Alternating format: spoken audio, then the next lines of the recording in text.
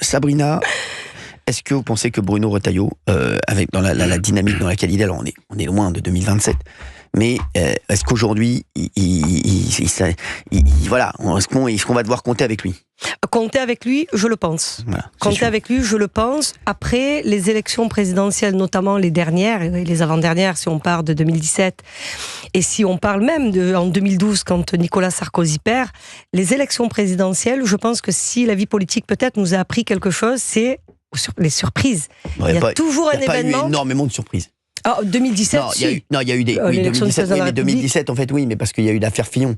Sans l'affaire Fillon, Fillon est certainement président. En fait. Oui, mais personne n'avait prédit que le président de la République, 8 mois avant ou 6 mois avant, allait. Moi, je pensais qu'il voulait être maire de Marseille quand je le rencontre. Voilà. Donc, alors, moi, je croyais qu'il voulait être joueur de l'Olympique de Marseille. Voilà. Et donc, il est devenu président de la République. Et 2022, il n'y a pas eu de surprise. Compter avec Bruno Retailleau, ça me semble assez. Enfin, je veux dire, celui qui viendra à votre micro ou n'importe quel micro expliquer que Bruno Retailleau ne comptera pas, c'est pas vrai. Il est crédité aujourd'hui de sa présence à Beauvau. Oui. Beaucoup de personnes se disant il vaut mieux que ce soit lui qu'une autre personne, quand bien même il ne peut pas faire tout ce qu'il veut. Donc cette séquence depuis septembre dernier lui est très positive.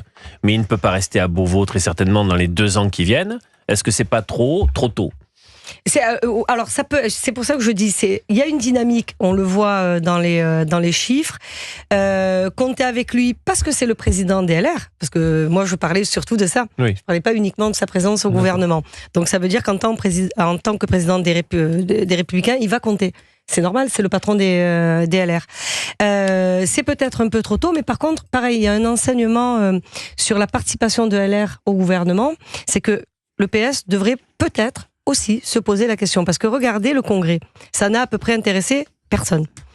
Alors que vous avez des personnalités fortes de l'hémicycle, je parle pas juste, non mais quand je dis fort, oui, vous avez Olivier Faure, mais bon.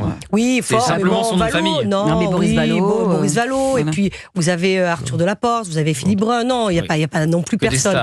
Mais ce que je veux dire, c'est que leur arrivée au gouvernement il y a une explication évidemment dans le fait que Bruno Retailleau soit maintenant là dans les sondages. Donc voilà, donc je pense que l'enseignement, c'est quand tu es aux responsabilités, que tu sois d'accord ou pas avec tous les membres du gouvernement ou avec toutes les lignes que ce gouvernement pourrait rassembler, ça compte. En tout cas, ça compte pour les Français, visiblement. Merci Sabrina. Léo est avec nous sur Europe 1. Léo de Toulouse. Bonjour Léo. Bonjour Cyril, bonjour à tous. Merci d'être avec nous Léo. Comment ça va ? Mais très en forme, et vous, comment allez-vous ? Bah ça va, magnifique. Voilà, là, on est en roue libre, comme on dit là. Je vois ça. Non, on est bien, on dit ce qu'on pense, on dira toujours ce qu'on pense. Voilà. Léo, vous faites quoi dans la vie ? Moi, j'étais étudiant en sciences de l'éducation. J'ai quitté un petit peu cette branche-là. Je vais monter ma société. De quoi ?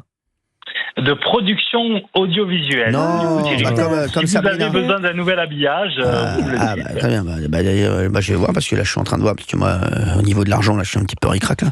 Donc là, je vais voir, mais avec plaisir, Léo. Il faut lui rappeler que Netflix investit 250 millions, enfin, chaque année, disons qu'à lui en donner 50 les plateformes déjà, ont besoin de contenu et de jeunes producteurs. Ouais.